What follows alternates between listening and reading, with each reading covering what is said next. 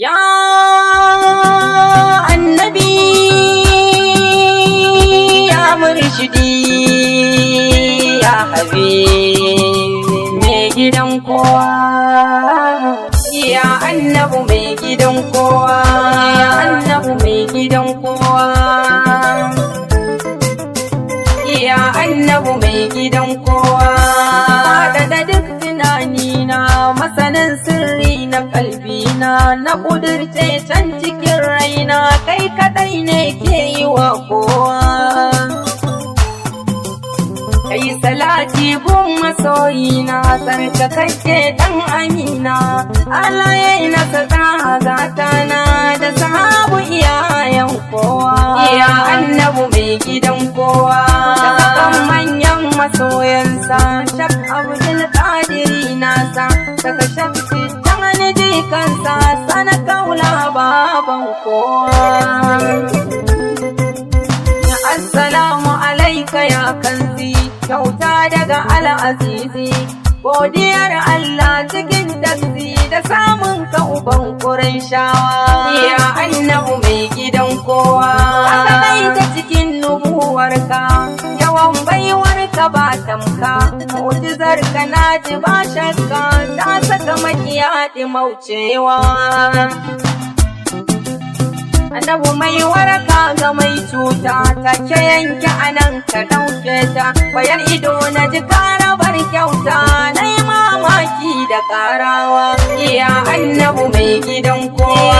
Malam ya kira ni na zauna, ya ce in sai ta ruhina, dai na mamakin mijin nana, bankunan ka in ta turawa.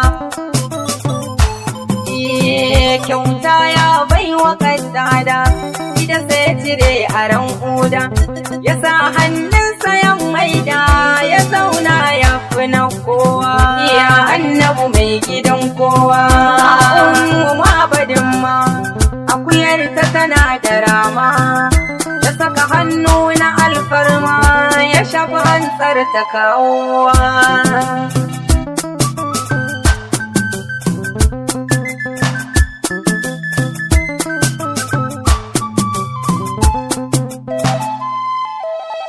Suka sha ya ishe su sannan ma, ya barwa umma abadin ma, ta tatsa har da guzuri ma a cikin arzikin uban kowa, ya annabu mai gidan kowa. Aka sayyidina Aliyu idan sai ya kama ciwo, tofi yayi wa Aliyu sai idan ya warke da gaggawa. Aka sahabi dan Husaini yayi rashin lafiya mai muni, ya ɗauke duka rauni ga Husaini jinin Qurayshawa, ya annabu mai gidan kowa. Aka Habibu da ɗan Abbara cuta ta shige su ta'azzara, hannunsa ya sa a banzara, ya ɗauke cutukan kowa.